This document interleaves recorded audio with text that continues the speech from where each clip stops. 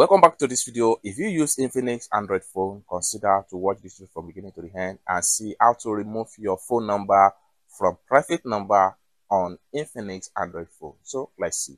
But before we dive into the tutorial, if you find this tutorial useful and you are already new to this channel, remember click on that subscribe, turn on the notification bell for more useful tutorial like this. So with that being said, let's get started.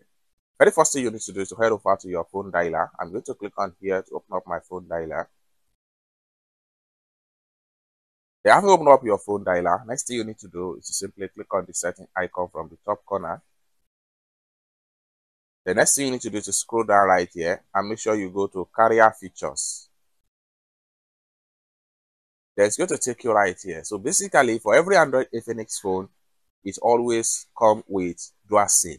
So what you need to do right here is to select the SIM that you want to remove your number from being private. So I'm going to select this particular SIM right here.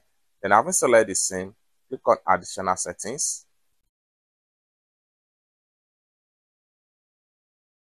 That's going to take you right here. Next thing you need to do is to click on caller ID.